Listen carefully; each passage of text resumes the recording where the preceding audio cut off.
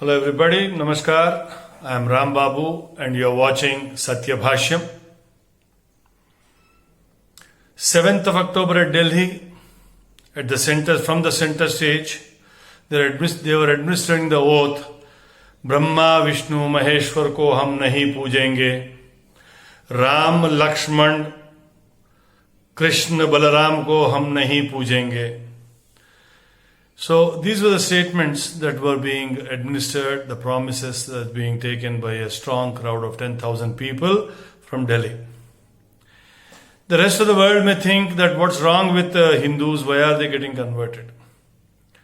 But we have to see the link of an article from Rifat Farid on the 25th of August 2022, which suggests he writes about the poor condition of the infiltrators from Myanmar and Bangladesh. He points out that they are living by the day with fear. My question to Rifat Farid is, why these illegal infiltrators go only into India?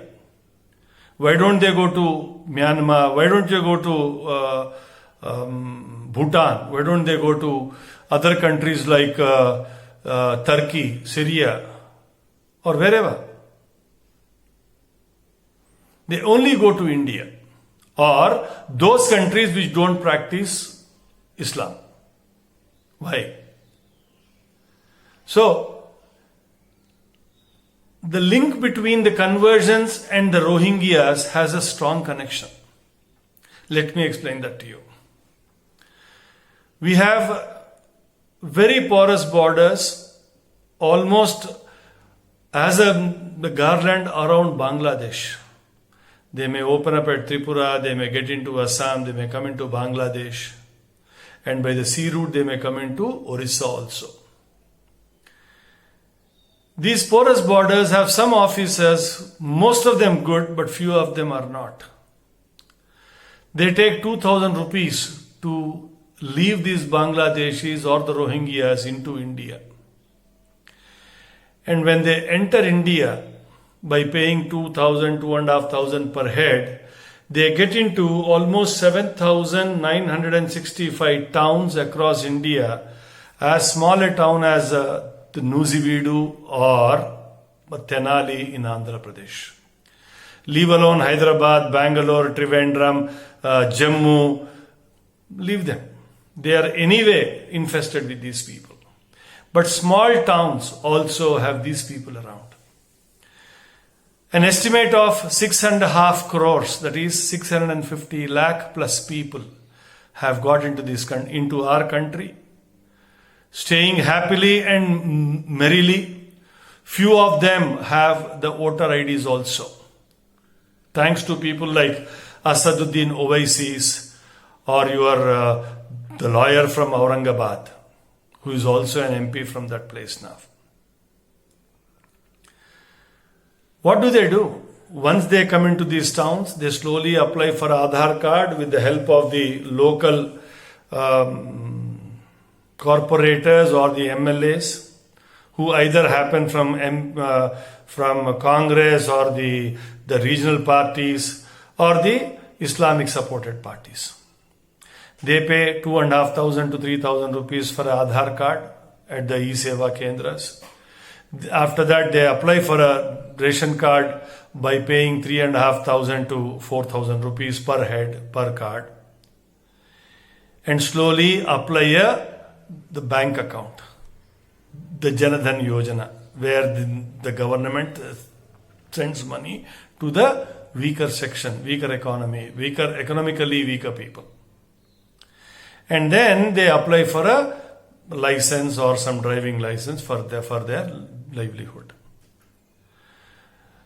Remember the dialogue of your Asaduddin Owaisi, who says 30 lakh people will lose their roads if CAA is implemented in Telangana. Which means 30 lakh of people are illegally staying in our state called Telangana. Now also I'll bring to your imagination of how much of bribe would have crossed hands, and these monies come from either the Middle East, could be Saudi Arabia, Iran, Iraq, or Kuwait, or any other place from these countries. A tune of 1,20,000 crores has been changed hands as bribes, especially to these few officers, around 150,000 e-seva kendras, which is 1.5 lakh e-seva kendras across the country today. These few people who have demeaned this country, who have allowed these infiltrators to act like common citizens. I also blame the citizens in the towns and villages who are just not bothered about who is coming and who is going. That is the state of our country and ourselves today. So why am I talking this? I am talking this to just awaken the sleeping souls of the Hindus. Now let's get back to the link of the conversions in Delhi, why and how they will be administered. Most of these Rohingyas or the Bangladeshis who come into, they get their names registered as Hindus. Could be Vishnu, could be Rabindra, could be Jadejas. So whatever their names they come into as Hindus, they get themselves registered as Hindus. And a few of them, as I told you, they have got voter IDs also.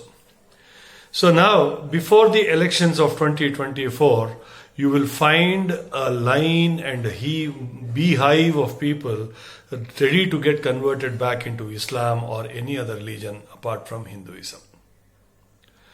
So you may hear 20,000 people got converted to Islam in Bangalore, 1,500, 1,500 people have got converted into Islam from a village near Karimnagar. So these are the people who are actually Muslims who infiltrated into this country, staying illegally in this country, now got a official licensing through these corrupt people. And they all get converted back into their original roots. Ladies and gentlemen, there are few people who are fighting this cause. Few names which I can count upon is Ashwini Upadhyaya, the Supreme Court lawyer from Delhi. Sri Dikshit, Sanjay Dikshit, the ex-principal secretary from the government of Rajasthan. And Ajit Bharati, regular, the columnist or the journalist. Anand Ranganathans, your Sai Deepaks. These are the few people who are fighting it. Let us strengthen our resolve to make these demands by taking signatures of our friends and families and submit to the local government, from the corporators to the MLAs to the MPs. Unless we build the pressure, the laws will not be made. Remember, a country always runs on the law of the country and not by which government is governing the country. Today it could be BJP, tomorrow it could be something else. So these governments come and go, but you and me and this country have to stay strong, and we have to have our place for our future generations. Vande Bharata Mataram, Satyameva Jayate. So if you have understood this video, please like it, subscribe it, share it. Till these videos reach your MLAs or corporators, and to those government bodies who are in those assemblies or the secretariats. Rambabu Cheruvu, Hyderabad.